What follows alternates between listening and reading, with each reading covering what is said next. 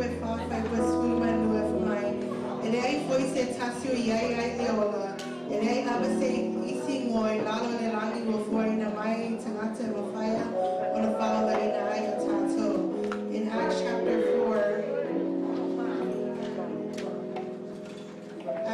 4 verse 12 it says there is salvation in no one else. God has given no other name under heaven by which we must be saved. Amen.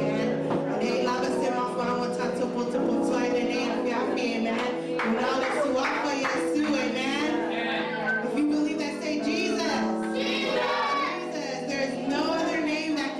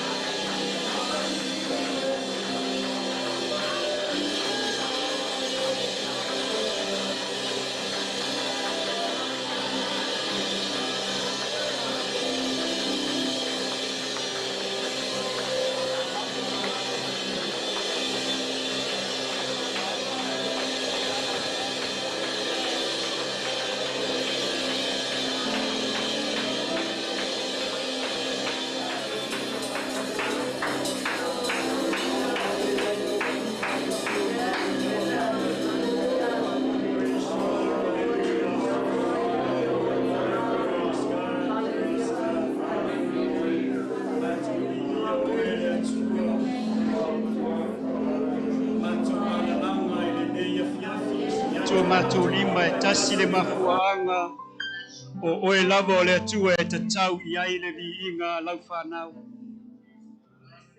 E le mātou pisa pisa o fua nei afiafi tamā. Mātou ala langa I lau suafa le atua. O le mātou nau ta inga tamā ia mawalunga lo viinga aua lava le ia te I mātou. Praise your holy name, Jesus. Praise God, praise God. Ia vi ia oe le atua. Ia vi ia oe tamā. Whawhetai angang pa ia ilo whaatasi. Whawhetai angang pa ia ilo mawhutau. O se mawhtanga whaifua nei mawhtanga pe au noa ma oe angang. Mātou langona yo mātou loto. O lo whengao ia ilo wanganga I lalo ifole nei whale matutondo lo malu. Taua o lea ia mātou whaatanga ina yo mātou loto. Ta tala o mātou loto lea li ie. Ina ia whaamanuia whaleanganga ia te mātou nei tūlawhia. Praise your holy name, Jesus. Amele ave stato pati pati mo le tua. Hallelujah. Praise God, praise God. Tato alala mai lalo whaftai. Ia le tua le teminela tato o le siwaenga ta ua tato maftanga ia o tato mana onga I le tua. Pe lava ona au ngani atu le tele o teimi o le tatalo le whaia na o le tangata o lo tula I atu ilunga nei o le tatalo le tato ngaluenga whaifatasi. A whaifo I te le tatalo tau lava o lo whaatua ane ina. Amen. Tau lava o lo whaatua ane ina tato si I whaatasi le tato mana onga ma le tato tatalo I le atua le nei tula fia. Sila fia le atua tato loto. Na langa sila fia le atua lo tato tae ao ma lo tato wana nafi. Sila fia le atua o tato mana onga I le o lilo I luma o le atua. Tunatu nei manoa tato e kalesia whaiu Yesu mana onga na sauma o e nei fiafi. Tunatu nei manoa taua e te tula I ai ma whaeloa na mana onga ni tato tunatu whatasi le atua. Ia leli o le tina ia silifu.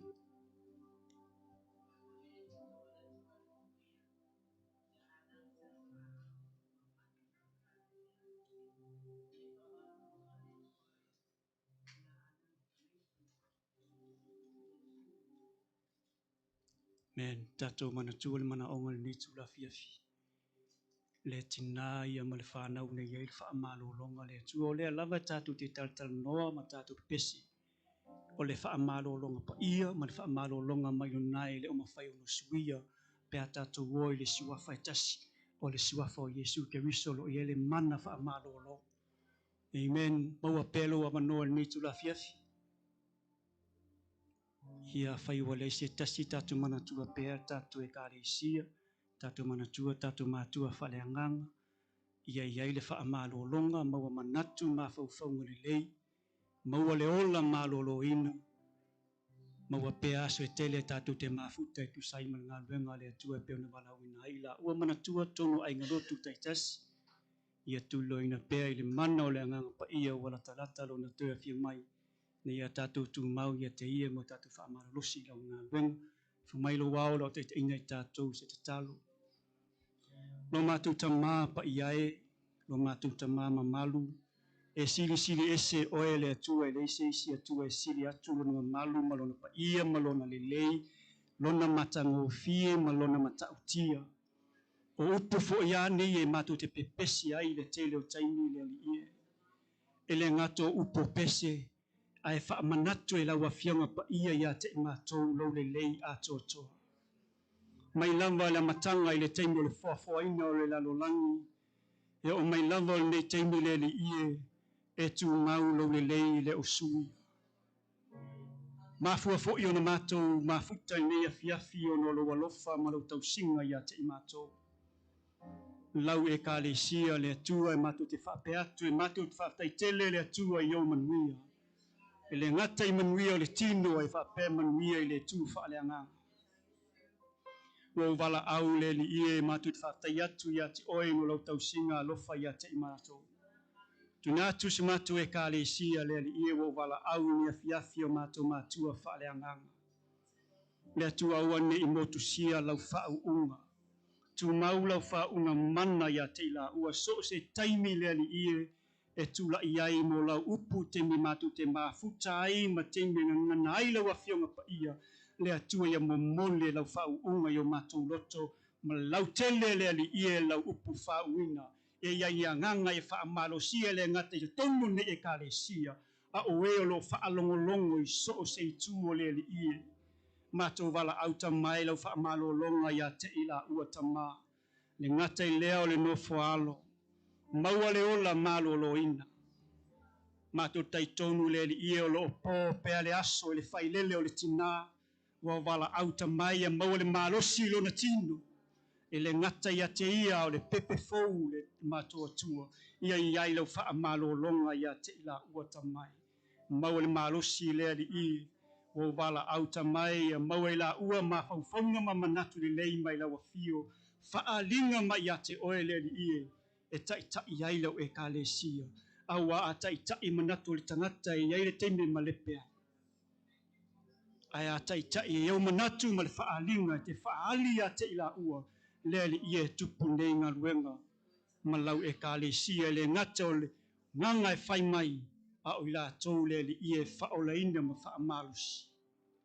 Le atua wa wala awilo wanga leia te ila ua tama.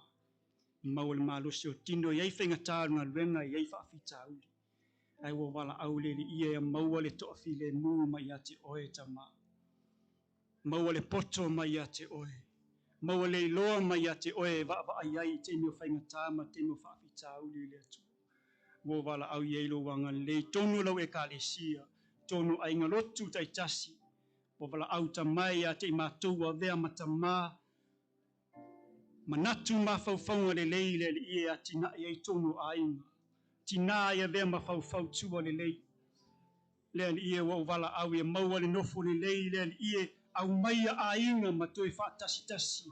Matou tā penga whaatasi ma lo malo ua lata lo toi a fio mai tamai. Wa wala au le ie tofu tusai matou iau manuia mai langi. Wha manuia oi tonu lau e ka le sia mata mai lava seo pito matua. Se yo o seo pito iti le ie. Ia iai iau manuia tama. O wala au ielo wha malo longa i tonu lau e ka le sia. Tama matina matutua. Nisi foi o ne ka le sia lo a fia i mai o le tino me ngata ia lea. O le nei lava wha mai o lo o alupea. Le ie matu te le vai. Ai matu tai tonu matu te wha atua tua ia te oe o ielo wha malo longa. Wa esi la fia le mana onga o le tina.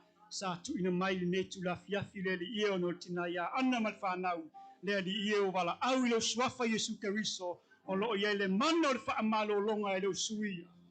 Pai atu, pai ane, pai ifo, lau wha malo longa e netu la fiafi tama. Wa wala au i lau a fio ne iai lo wanga le tau lava o lea i o mato wha atua tua ia te oe. E te tali i o mato mana onga. E te wha amalo lo i lau e ka le sia. Tau wao lea le ia i o mato atu ia te oe mo mato loto a toa.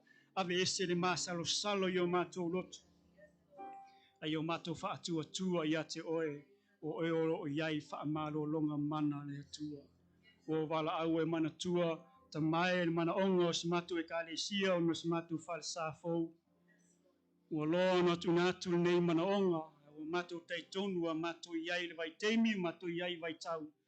O la e sauni e whamanuia lau e ka le sia. Iai lo wanga lei le sili o wheru wei. Ia te ila tua lo o maua pea le wheso o ta inga.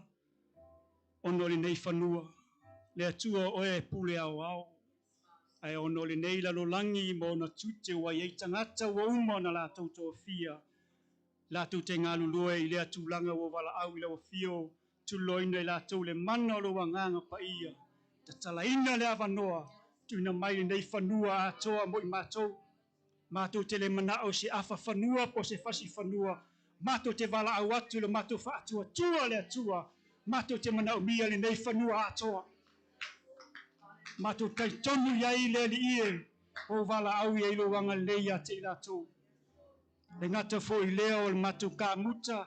o mato insinia le tua mai la tua to fie ngatu ngalu e fatasi a o faio la to ngaluenga mau le poto malata mai ate oe le tua talo fo ile ya mato mau le loto tele loto malosi tulanga fa penei wa tele ai e o fa vai fa mamulu mau ese le tua ai mato mau le loto tele tama mau le loto malosi mato ti tu fa tasi ai le ie mo le nenga luenga la mato sauni ai o le mato manaonga uma nenga luenga le aise ai talafu mato ti tai tonu foi mato fa tua e te faia mo i mato tama tawa o le ia mato tai tonu ia i mato fa tua o le mato le loto le ie anga le mai oil mato nga luenga fa manuia i ona matata ese maftanga tama le maftanga tinao la nga sao le talvo o le poi o le official le lotu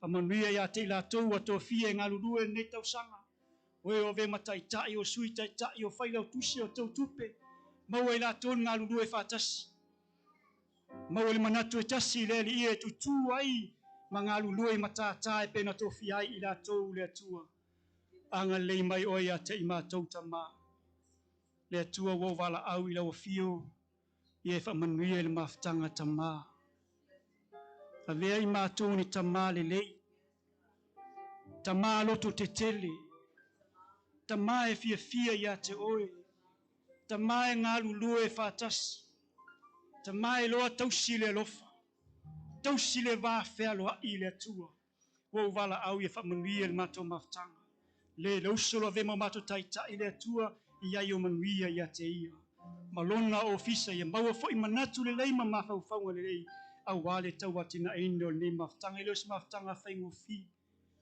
e whainga tā tele le atua ai ua wala au e maua le uso malona ofisa le loto tele ma loto sa e whatau tai ai le matou maftanga whamanuia foi le atua ie o le asau ni atu e vea matama matou tai tonu e leo se ngā luenga whaingo fie e leo si tā penanga whaingo fie a whailo nei tau sanga po la tau sanga a au tā penga iai le ia e vea matama le atua ia tā penga whaatasimo oi e manu iai me uma e le sau ne whai tau tonga matasi uma ia te oe le atua ua wala au ne iai lo wanga lei le atua e whamanuia ia te imatou ne afiafi o se mana onga wau le tā ua e onge upu maonge manatu whai alau masani o lolo lofa ato atoa ia te imatou le atua lo toe wala au whamangalu ni o matou se sema ni o matou whale tonu i le toto lalo pele o si keriso o i mamā mangaloa i matou ni afiafi le ie ia whamanuia ni whaafanga o toe ne maftanga ste mi fo i matou whaalongo i la upu a vea o matou loto o se ele lei e pa u iai le upu la luluina ne afiafi ia o ngā ia matou whaalongo ma ana le ie i lau lava fionga whauina aua ne i whaatau wa ia te i matou wa matou iai vai teimi whaingatā wa matou iai vai teimi leanga o le matou tāpenanga le li ie whaalangolango le matou tāpenanga i lo matou ana i lau upu. Aua ni avea i matou tau o e ana ai o matou whaalongo mawhai. Matou tāpenga ma matou tūmau ua lata lo toi a fia mai te i matou. Whamanuia o le matou praise team le tu la fiafi. Whamanuia o lato ngā luenga whai o ovi inga e tāua o wala au ia ilo whau unga ia te i latou. Tu maule loa ia te la tau tamai. O le matou te talo lea le atua a wala atu lo swafa i suke riso ua matou whaonga ina i le te talo. And everybody say, Amen. Praise the Lord. Praise the Lord. Lo lava fa malo se tato mo tanga le netu la le fiaf. Yo tfatalo fatu le pai o tato e kalesia. So mai sunga fa fe ngainga fa pele pai la fa nga ruenga ia tato o mo fa pe na fa tasi me fa tai lava le fa ta wino loto mo tang to male ne tu la fiaf ma lo lava fa ma lo si ia ina tina ma mai tai fa pe na fa tasi ia ma lo lava le fa ma lo fa ta lo fa foi tato so lo fa pe na mai mo mai lunga la online service ma lo lava le fa ma lo si ne tu la le fiaf fa tai wa fa no ina to tai mi mai tato tsa poi I've tato vi inga ile tua. Yo tatonu ole nei taimi. I greet you all in the matchless name of our Lord Jesus Christ. Thank you for joining us. Thank you for making time to join our men's ministry service. It's a pleasure to have everyone in here. I greet Pastor and First Lady who is here with us today, all our pastoral staff, everyone that's here today with us. Thank you. Thank you for coming out and supporting our men's ministry service. So our online family and friends who are watching, thank you everybody for joining us, taking time to hear and listen and worship with us today as our men's service has started. Yeah, tono temineo la fonga. Lelo to posi lelo le tulanga. Olis fole vai ngata wo ona ngale tua. Ole ala tuna atu le uso ya John Mulvai. Na te mai foso famalos. Ya warta to la fonga ne tula le fiafi.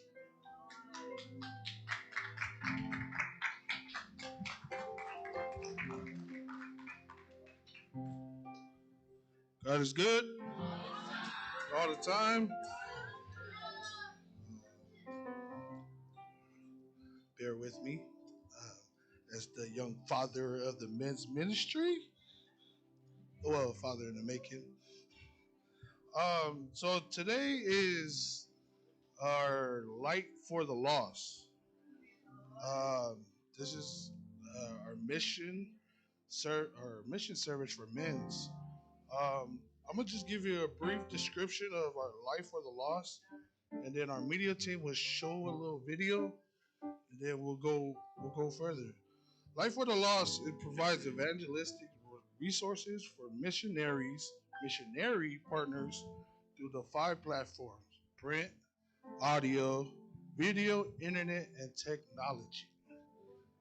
Media, you ready?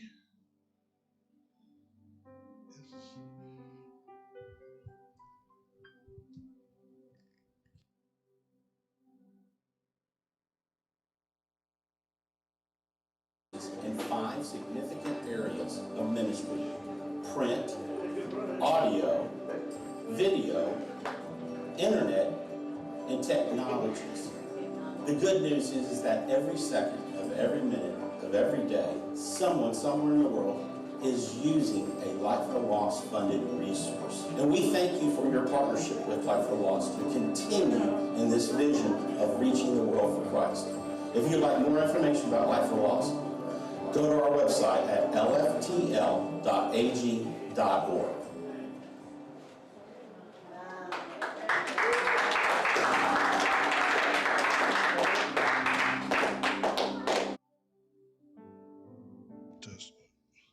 Now, I just want to give a quick encouragement for our giving today.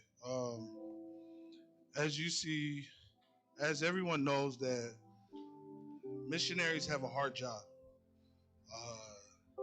They go beyond the 4 corners of this world that we couldn't go ourselves. Amen.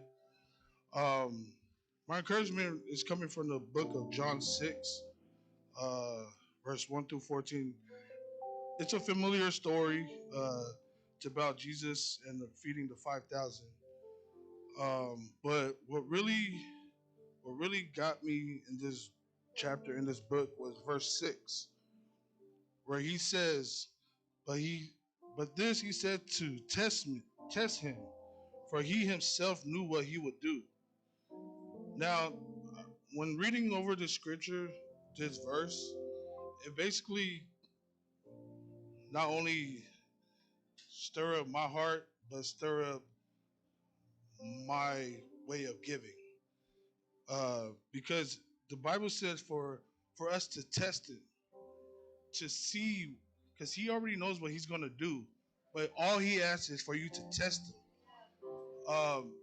So as you give today, don't look at, okay, this is all I have. No, test God.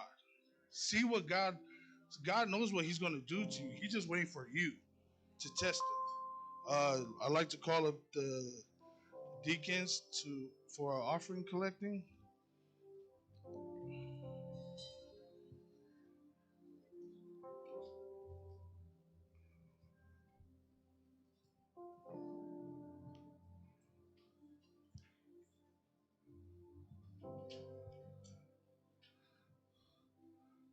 Let's bow our heads in prayer.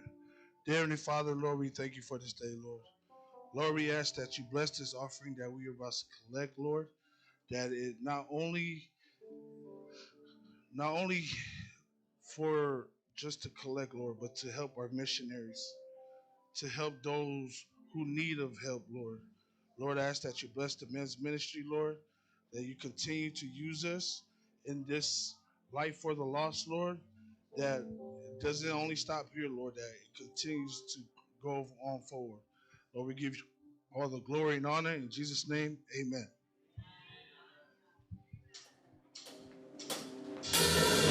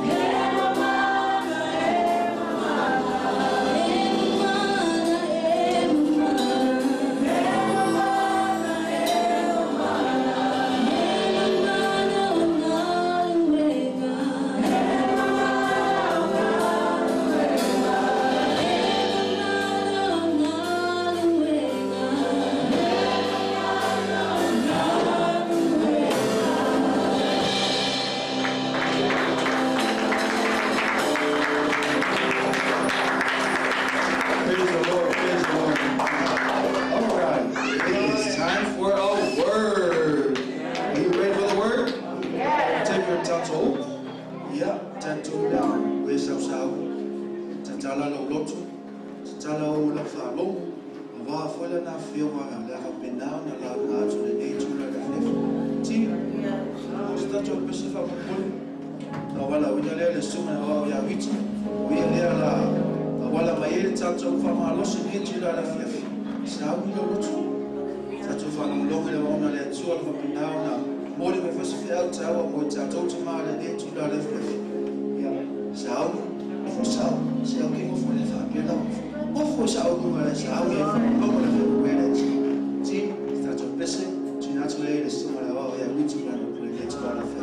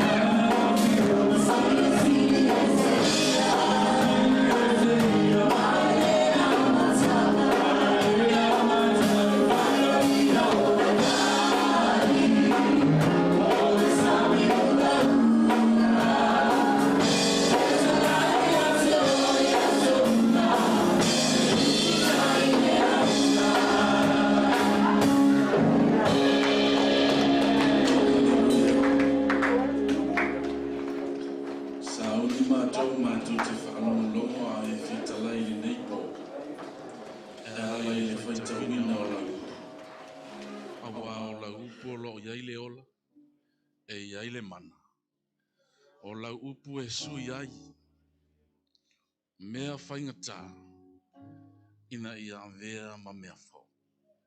Whamanuia la mātou māwhtanga i le nei pō, o lau upu e a oa ai, e a oa i ai, whātonu whāpoto i mātou, i lou lava whina ngalo.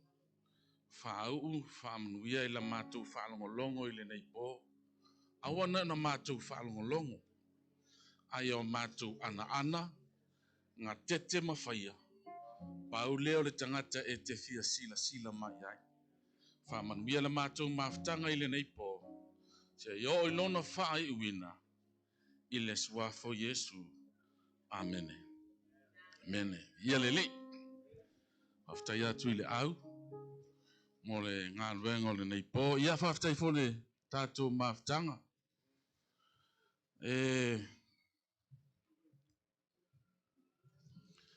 Pi iama i le whaatalofa i le sunga le prestene, i le tātou māwhtanga, tā lofa lava, lau sunga i le whea ngainga malwhanatua, nofo alo, ma malua le tātou māwhtanga i ona nofo atoo, i so se vaenga, whamanuia i whaatalofa i le māwhtanga tina, au talavou, ia ua mawhai ona asiasi mai le nei fō, ona o le nei sauninga, manatu o le nei sauninga, ia ua whapitoa mō tamā, ia le li. E iei le tala le tai le ana whaiwa, pia so se tangata wa nau e whai se tau mawhtanga, a ona e ngā lue mālosi, te langona lo vai. Momo le tangata fia ai, lai sa whainga ele kea ele pe fufuru lima pele ai, sau loa, ngalo le loku, whai loa mare tau mawhtanga. Ia whape nase ngā lala, motama. Tai me whalonga le upo le atua, sangi fia whalonga longo.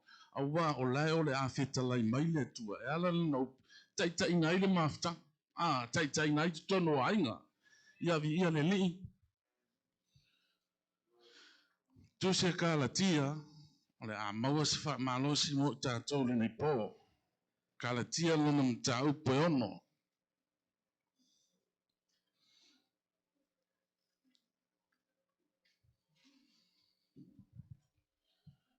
I le whai upu mua tātou te whaitau whatasi mai ai.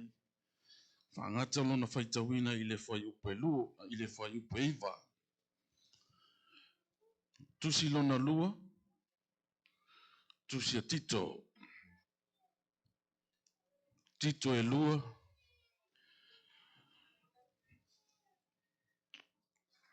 Ole a yaisi na swinga lai titi o tina ma tamaitai. Whaitawina i le whai upu mua mua. Se yo i le whai upe tolu. I le whai upe wha 5 miliono. Ia ole a tamu whai mai ai le mahaftanga tamaa. La tātou sue mai le tusi lona lua, le tusi a tito.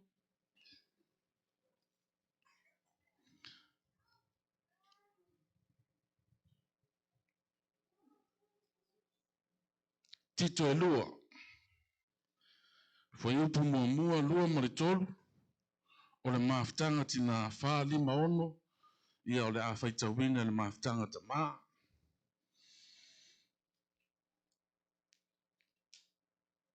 Ia, a whai wa maua. La whaitau whatasi le mahaftanga tina i le whai upu mua mua lua ma le tolu. Ia.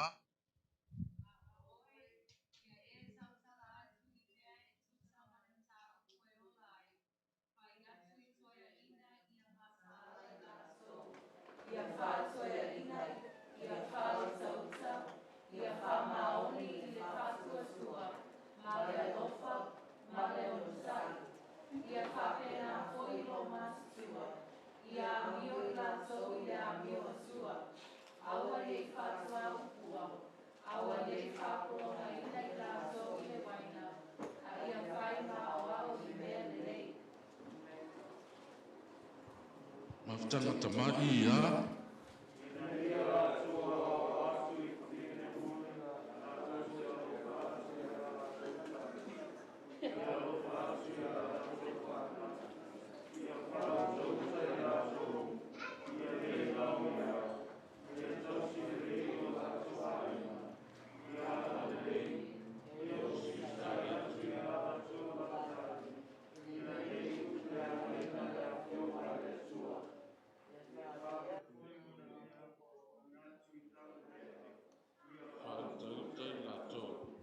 Ia le tusi a kalatia wha mole mole. Tu e su e iai lau tusi.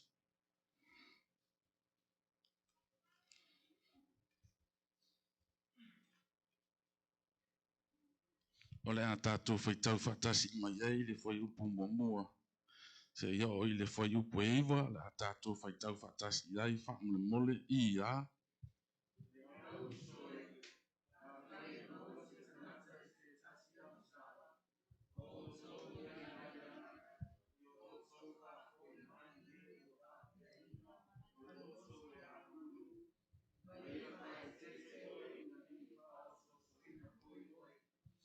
Eu tau whisuia o tau venga ave. Ia whapeo lutu. Oa pe a manatu se tasi. Aile ai. Ua pelo ngia oia.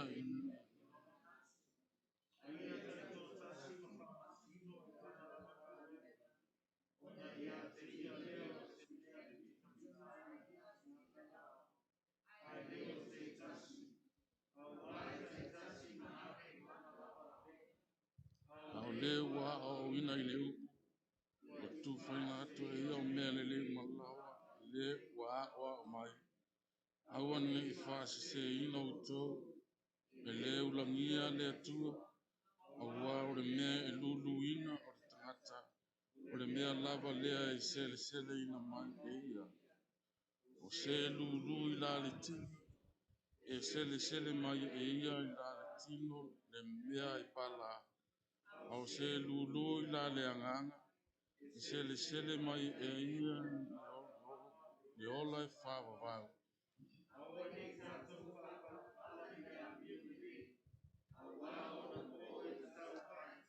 Tātou te sele sele mai e.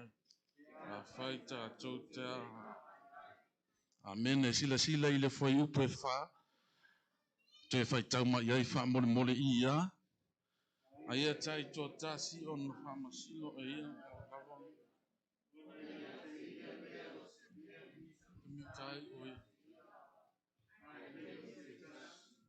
Ia vi ia le tua.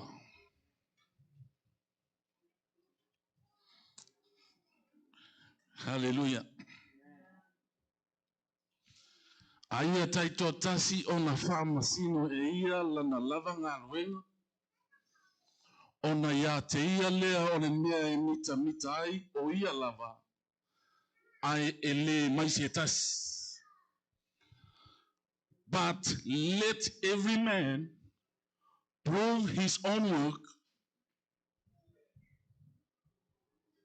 and then shall he have rejoicing in himself alone and not in another. Hallelujah. E au se tautalanga i le nepo. Fe soa soani i a te oe, fe soa soani le tātou maftanga. E iei le manatu o le a le whapitoa le manu i atas. Tu se ma le maftanga tama ai o le upo le atua e au ngā mo tātou uma. E whaupuina na whapea, o whātonunga mbale soifuanga ale kerisiano. O whātonunga o soifuanga moles kerisiano. Hallelujah. Instruction for the Christian living. O lonuinga ua le lama lo faolaina ma lo faolaina. O na tā nofo lea, pule oe lau mea fai, pule le tangata I lona o langa. Le ai. Langa e manino le whetalainga Yesu, na whetalai le moto o tangata. Ai se tasi e fia muli mai a tau, amo lana sa tau, muli mai a tau. E le fai o fie le avenga o le sa tau. E le fai o fie. Le anga e le o koe pule oi ake oi, e le koe whaia oi mea te mana oi ai, e le koe whaia oi mea te manatu ai, ai ole a e whaia le fina ngano ke wiso. A tala noi le sa tau, e tala noi ots. O le mafuanga le nā, whai mele whetalainga Yesu, amo lam sa tau, muni mai a tea. O le soifuanga le kewisiango, e te tau ngoki a souma. Le anga a e fia maua le ola, e ka kaulanga e oks. A e fia ta maua ainga, e ka kaulanga e motiva. Aleluia. Fato nunga I le soifuanga le kerisiano. Le kai au le sa kako whalongolonga. Oa onga. Oa onga se iona pēni, o aso e ngatai. Leanga o lea o tato iau aso e ngatai. Kele kai me lulu o ina ile soifuanga le kerisiano. Ai o le maulea maritala le leia le tusia kalatia. Mota ngata kerisiano umba, o e ua taua I le suafo le atua, o e ua vala uina, o e ua filia, ma e ua vavae seina mai, e kakau o ngā soifua, ma ola mo le atua. E kakau o ngā e soifua, ma ola mo le atua, e ala I la le fatu atua. Amen.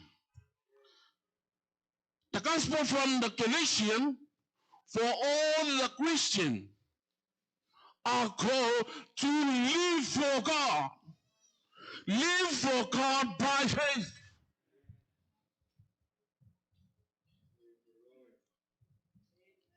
Kerisiano e kakau o ngakaku soifua maola mole atua I la le whakuakua.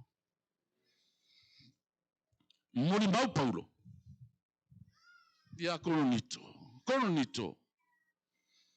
E ui ngā mako sava vali lukingo. O mātou e le kau whalakingo. A wā upenga la mātou nei taua, e le whale tino ia, ai whamalo sia le atua, e le peti ai olo, e le peti mā salo salonga, ma mea maua runga uma. Ma kau kia le kau kingonga. Le anga o le taua le kerisiano e whaakua e whaia i le whaalango-lango, e whaia i le whaamoe-moe, i le whesoa soani mai o le atua. Le anga o le lalolangi le ngei, e le mawhaia e so malos. E le mawhaia e tā ua, le lalolangi ngei whaafi ka uri ma me tutupu, ai e ao ngā kākou whaalango-lango.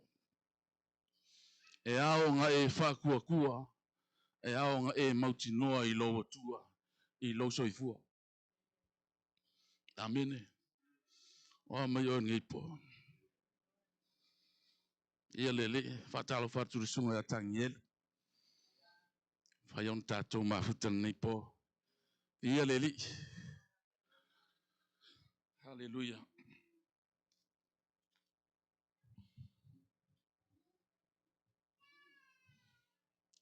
E iei la vae ngā ka ua. La vale kod vae, kelingi vae ngā e fia tā ua i le nei po. Fe soa soani ai. O whaato nunga. Mo le soifuanga le kerisiano. Po le whaato nunga o le soifuanga. A oe ka mā. Mo oe tina. O tātou tupulanga. O leo wato e whamanatu le au o le upo le atua mo i kako. E iai whakongonga e kakaonga kako whaia. Lua vai aso talu ai.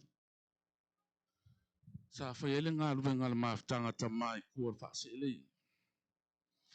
O inga o mai kauwinga i soli. O le makua ke lea le mea lofa le kongo le maafutanga ka ma.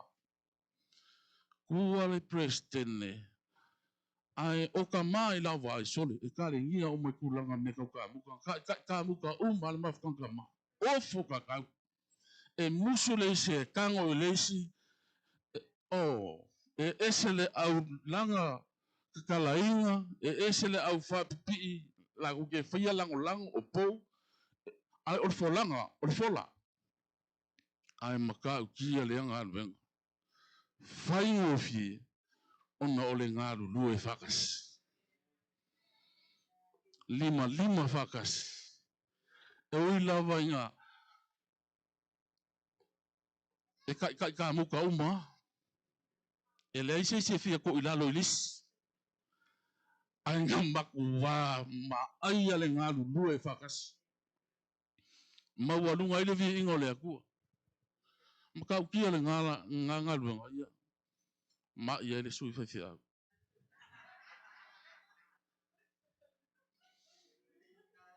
Fai le tau maftanga le aso lea. Maftanga ta ma. La amele sunga le sui fai au. Ai lai fai le tau maftanga nisi o ta ma. Whapa o le longo. Wa kauong kanga lue le au whainga alwe. Ai whawhikai ngā kaimia po au longo le. Sunga le sui fai au sole. Leo mai ka ma. Ia le li. O le ma ngai o lea nganga. O lea loto sai le maftanga ta ma. E ui ngā. I e whainga tā. Whainga le ngā luenga. Ai sa whainga o fionga lima whakas. Kasi o loko. Pa uma. Sai mangaku ngiso ko iwa pe la kako whaia le afa. O ngā sa pi e wha loko ro ai longa uma. Soli. Uma le ngā luenga le uma le aso. Makau kia. Ai o le whiaule le fia kala ngoi ni fia. Ma e ngā mua.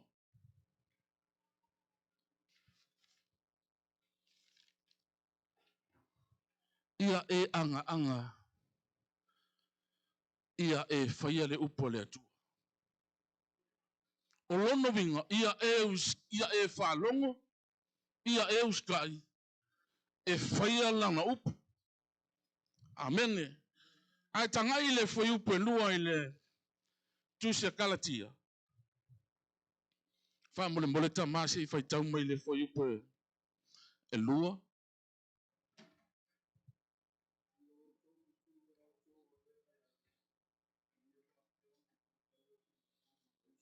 Ia whesu ia o toa venga e ave. ma ia whapea no tō whaia, le tūla whono a Keriso. O le ale tūla whono a Keriso, o le tūla whono whaauru a Keriso, ia e alofa atu I le lua tetua oi, e peo oi lava ia te oi. Alofa.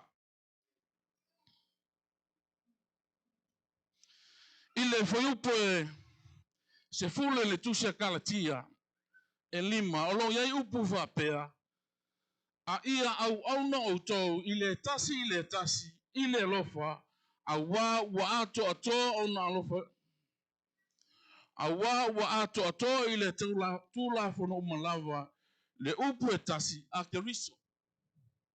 Longo winga e kakauanga kako whaia, le fina ngalo le atua, e ala I le alofa, au auna le tasi I le alofa. O sikai le upu le atua, o nga e whaia leo le fina ngalo, e ala I le alofa. O na o le tula whono le a Keriso. Ao ina loloto le alofa I totonu o mawtanga. E whai ngō fie me uma e ke ku mau, o ame kukupu I le soifuanga, e le mawhai o ngā manu e lue. Waiai le alofa whai mele tala kalatia, e kakau o na au aunga le tasi I le alofa. Sawa ina le tangata malanga. Whapua ngā tia. Ka oko I le ala. Ai anga I mai le tangata whailotu. O le whaitaulanga. Whai mai le tala ua wa ayatu le whailo. I le tangata manua I le ala. Ua sui lanala ua alu. Saule salevi. Ua kaulang wa ai le tangata pua ngā tia. Sui langala. Ua alu. Ai saule tangata e le loku. Le tangata Samaria. Whai mai ua vāwai o le tala le tuspa ia ua muti vale lona alofa. O ngā ia whesoa soangi lea. O mea umanga ia whaia. Ua whaia mo le tangata maa. Tangata sa pua ngā tia. Ua oso I lalo mle asin. Ua fusi manu o le tangata maa. Ku ulungo lana asin. Sa vane le tangata Samaria. Ame le wharetari malo wa ku uyai. Whai ma le whakungunga. I le tangata wharetari malo. A iai nisi me whai uma me mga o iai tangata le. O ke koe sai. Leawa onga ale tala. Tangata whai loku. E whai langa ko whinga I kongo le loku. Ai wa ai le tangata pua ngā tia I le ala. Le aise alofa. Ai sau tangata I lesi kofi e whai ui le ngu. Ua wa ai le tangata pua ngā tia. Ua muti vale lona alofa. Ua whai le ngā luenga. Whai le ngā luenga. Mo le tangata mai. Tangata ua iai le alofa. Whai mai le marifisili a Yesu. O aio I la kou wia ngā whai. Whai kura whai. Orkangaka whai loku sa alu ka puai. Marikangaka malanga sa alu e alu malanga. Oyo I la kuia le yang whaiele. Misi a kor kangaka loku. Le aisi alofa ngalo ka puai. Ngalo e whai kaulanga I le akua. Ai misi e ngao I e makiwa I le alofa. Ai saule kangaka malanga. Va ai le tangata ua pua ngā tia. Whai mai le kare kuspa ia. Ua muti vale lona alofa. Kerisiano. O le kare kuspa ia. Ia e whaia. Ia e whaalongo. Ma whaia langa upu. Langa pauala mea o lo se da sila mele tu kala Isaia. Ngao le ua wha maua lalo lona loto. Ma le ua ana. Manga tete I la upu. O mai o lipo. O ia se lo foi ko kongu le mafta. Ke lo le manga ia o se ainga. Ai fusia i le alofa. O mai ainga kai kasi wa ia alofa fa ke wisiano. O tu tonu le maftanga. Ai va ai a o nga fusia le maftanga i le alofa. E o fo ka i le maftanga i le alofa. Ka ko ke faia mea sidi. Le anga o le kala lea. O le ngaluenga ka ua ke lusiano. A fai ua vai se tas. Famalos. Ma ko e kali ala apostolo Paulo. Ile foi upu momor tu se Galatia mtau pomo. O le ngaluenga o kou kangaka ke lusiano. O kou lo ilale anganga. Ko e fa foi mai le anganga lea. Tangata ua fa se inga. Onga o kari o awa onga matari tonunga se. Lea la ua ko e apopoa ia la apostolo Paulo. Kamo fai o kou ngai malolos. O e ko e fa malosi mai. A apa iai. A lofa iai. Te soa soang iai. Ai leo le vai kusi le lima. O le fina ngalo le atua. A apa ko e a mai. A mai a male loko maua lalo. A fai a male lofa. O le fina ngalo le ngao le akua. Lua. Ia fa kua. Fa maongi. Amene. Langa le kala le a Paulo ya Tito. Ka waku. Fai loi ko inga. Fai ai le lako makanga. Lako kike ma lako mkafa yoi. Mua. Ia mata ala i la tau i mea o malawa. Mata ala i le taitaina alona ainga. Mata ala i le puipuinga alona ainga. Mata ala i le taitainga alona ainga. Lua. Fa ko inga. Koru. Fa uka. Fa maoni le fa tua. 5 alofa. Onu. Onsa. Amene. O ame fita ia i le soifuanga mo ka kuola. Awangi isuhia lo ka kuola i le kua. Fai mereka le moni maua a Paulo ia Korinito. O le mea lea mako ke le fa vai ai. Awa e uia inga kauau nga uma matu tangata i fafo. Ai e fafo wa le o kukongu. O le mea lea mako ke le fa vai ai. Awa ua mako maukingoa o pua ngā o ki ngā e masangia ko e vave mawai. E le mawhai o ngā whakusa inga i manguia e sili o ngā kele mai whawawau. Mai o le mea lea mātou te natu ai i mea ua vaia. A o mea e le vaia. Wa o mea e vaia e ngata ia. A o mea e le vaia e whawawau ia. Le tangata ua kaulalang wa ai le atua. Ua karikongu ma wha mauki ngoa i lona atua. E le aise mea e whaingata i le atua. A mai e Paulo le fua whatautau. Ua ku iai ki ngā. Ua ku ai mai o tingo. Ku ai a so se mea ki ngā. O upu whai ma whamtalanga tangata. Ua ku e Paulo i popo ngām ki ngā. Ku whakusa kurei mamanguia o sau ia le kua.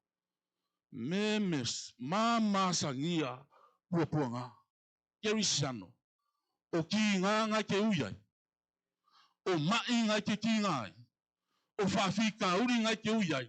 Whai mai le apostolo Paulo. E mamasangia e vave mawai. E le mawhatu saina manuia e matua siri lava e whawawau. E whawawau. O manuia le kalangoa mai ai e whawawau. Ai o lauka avale ma le whale ngai te ngau iai. E koso kai au. Ai o mele kalango mele kuspaia. Manguia le whakalikali mortangaka ku mau i le whakua. Ku mau i langa upu. Whai mai le kala kuspaia. E whavavau. Sa popo i manuia o le atua o sa uia mokaku.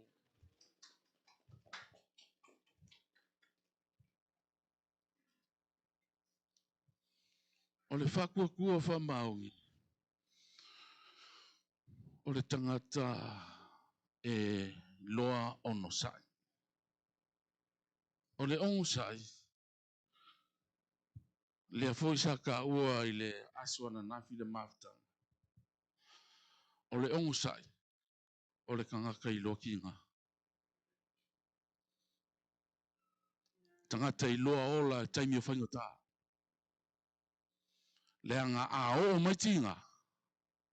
A o mai whaingota. E le suia lau vai. E le suia lowo langa. E le suia lau taritonua. O ki ngā. O se vaengo lo kako ola. Peke mangao iai, peke le mangao iai. E o mai aki ngā. O ki ngā. O la e ia e kakauonga kaku ofunga ya soma. Fa malo sia ai lo soifua fakua kua i lea kua. Ke leilo ia o po a ki ngā ngai ki ngā. Po le ale mea ngai ki ngā. Amene. Ki ngā. Ki ngā le mai. E ki ngā pe a e whainga luwenga mamafu. E ki ngā pe a hoks. Oi whai mai fwoi ole. Olo wakiro manguia. So le ki ngā le mea. Lango le maftanga ua motu sia e ki ngā. E o mai le kaimingi ei. E le mawhai ona ngalo ia au lau ka maa. Miss. Le mafukanga. E ki ngā le hoks. A e ui lea. O le a onga le tuspai o lou wola, o lou ua yake riso lea, a o lou wot, o lou manuia lea. Amene. A kei lo yo. O le kinga. Ua ngā o singa kaimi. E mawai. E le umi o ngā yake oe. Ai o manuia lea waka penga i lea kua moka ko. E whawa vau ia. O sa ila ia. O sa i me ki ngā. O sa i e ola i mea whainga kā. O sa i e ola i kaimi o pua ngā. Le anga a le ai ki ngā, le ai pua ngā. E le mawhaionga ngā riari le mana o le akua. E le mawhainga i lo le mana o te riso. Pe a le ai ki ngā. Pe a le ai whainga kā. Tūlau tina e malama i tina. Kaimi ku e se aili tina. Ma le o loa kā ua. Iwa maa singa o fi ave ai. E le whainga o fia le maa. Ai o le kaimia le a wha ngau rika mai jiki. Whai mai le kala. E kailo mamla mai tina. Kaimia luluki e kinga. Ai o le kaimia o wha ngau mai eile o loka ua ngalo. Ngalo kinga. A ua eile fia fia. Ai sea inga ua ba ai ale o loka ua. Ua wha kusa mangwia o le akua. Le kaimia o kinga. Ile kaimio ki luluki e ki ngā o fine mai. Hallelujah. Tolu whapupu. Tolu. Ia. Finga au le kakalo.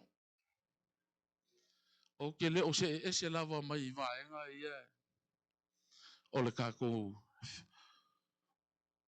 Au tu o le kako maftanga. Lango mea o poku ia e sili onga. Wha mausali ngā ise mafkanga. O lo fia o le upum, o le upu o le atua lua, ia e finga au le kakalo. Lango le malo si anga le ale kerisiano, so se kerisiano, ngake mga o mia kakalo, ngake mga o mia le upu o le atua. O lau kakalo, o le a upenga silia le nga mga omia e kako. Press, ai mga omia e malosi le mafukanga. Fa malosi kakalo. Fingaru kakalo. Lango ole kakalo. Ale ai kakalo. E le mawhaiango kukupu wa venga ia kalangoa mai kuspai. O lau kakalo e ke malosi ai. Fale nganga i mawhaiango ka kupu ingai. Ma kuri ngā luenga le ali o le laro langi o lo kau mawhai mai. E wha vai o lo whakukua. Ai ka uoro ka ko kakalo. Ngā ke wha malosi ai ka ko. Maka i o fiku, whai upe fiku. I o ko ole aku. I o ko kui kui. I o ko saili. Saili e ke maua. Ai kui kui e ko inga mai. Ai saili. Ai e wala au. E whawhawhoinga mai. E kari mai o ia. E le ai se wala au. E au ngoa masunga kati. E ke maua ia mea uma. Pe a kamo whai pēr ke wala au. Ole pēr. Saili pēr. Kui kui pēr. Saili le kua. I le whaika o mingo langa upu. Ole i le akua. E ala i lau kakalo. Saili inga ia e maua. Koru anga pong. O mea ia koru. Fa malo si ai Yesu a o ia ilanga misiona. O le au so e fa malo loli tangata mai. Ma mlamar kala le a fa pupu fa mei le au so o fiu e kakalo le malo loli mai. A ami Yesu sa Yesu fa malo loli. Ke le au so. Fa merkala le au so Yesu. Fa finga kupule me wa mako fiu e kakalo. E le i malo loli mai. Sa ngau ko kakalo. A yele me ngamis. E le ngau kakalo. E leo le eva la so vai so ako. Anga pongi kakalo. Fa marikala kuspa ia o ko kakalo. Ma ia e anga pongi. E kukupu ai mea ia. Tolu anga vaenga ia le fia momori ngefia. Le ngaka nga ia e anga ke faia le upo le atua. Kupu ai le alofa. Fa ngau le alofa. Fa kupu inga ino. Fa kua ilale. Ile atua. E ke iloa iso i fua. I lale anga. E ke iloa so i fua o aki ngā o awhankale o langa. E ke kumau. E ke le fiu ngō fie. A e ke wha malos. Kolu anga pongi. Anga pongi. O vaenga i e kolu sili o ngā mga o mia. E kako. Kako ke whaatino i nā ili whina ngalo le atua. E ke mga o mia. Kako ke mga o mia. E whaatino i nā i o tātou tiu. Te whaftai lea. Whaftai lava le atua. O no la upu peo na yele nei po. Ia se vaenga o mātou loto pau ia la upu. Whamaruia la mātou whalongo longo le ali. Ia i upea ia te oelo lava vi inga i le au noa. O na o ke riso. Amene. Noa la tunatu le prestene.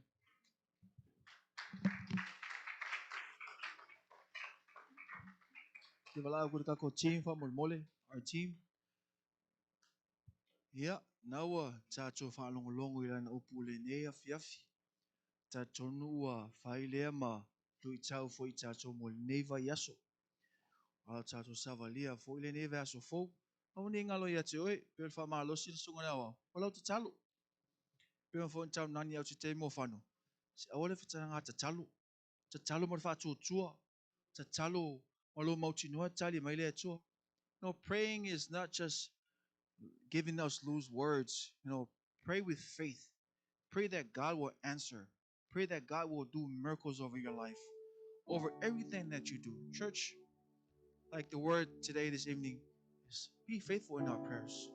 No matter what we go through, no matter what trials, tribulation, like I mentioned yesterday in our prayer meeting, be patient, but pray steadfastly. Tatalo fa maoni, tatalo. Ole atu ile atua. Awane mo tusia tato mafutanga ngal. Futang tama. Yo tatalo foi na mo tato. Tato fa longo ila na opune na fiafi. Ole olanga tatalo lava. Pai au tato ne yo fai mauru ai. Ia fai tato ma taimua. Ia tato fa malolosi ngal wenga. Oni o tato fa vai vai. Hei le taimi. Sau le asu. Lona i tula. Au vitalai tu si Jakopo. Au le Paulo ia. Tu si Paulo i Roma. Au le taimi nei. Au tato fa tali. Ia tato o musa i popo ngai o lumana. Ia mai ia tato fina finau te talo. Tato tulai. Ai tato fa vitai le tua. Ewa. Mata mo fele upu fa penau lau ngai ni ala na mauna ne tula le fiafi. Ai vela ia la fa vitai ma fa agoa e Thank you, Jesus.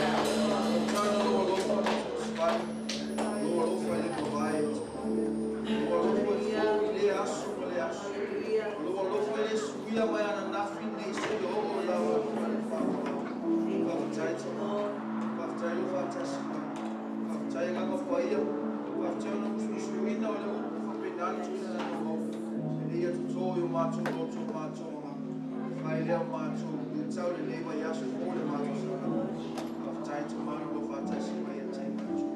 Leo wala mātou te whai atu mau pere mi inga i atu e māso masi au le whāwau lava. Amen and amen. Praise the Lord. That's all I'm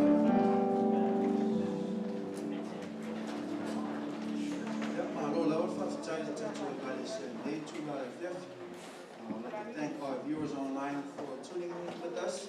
Thank you for taking time and being with us in our men's service. We pray that God's word that's been brought forth today will be encouragement for you throughout this week as you go about your tasks throughout the week. So may God bless you. For manuia tule tour tato online service ila to mo mai for netu la fiafi. Ya mātou te whātou whaatu, tātou whenua ila solulu, le tātou angus paia, ia whapena fole tātou whongtau ila stonai. Ono Yesu, Amen.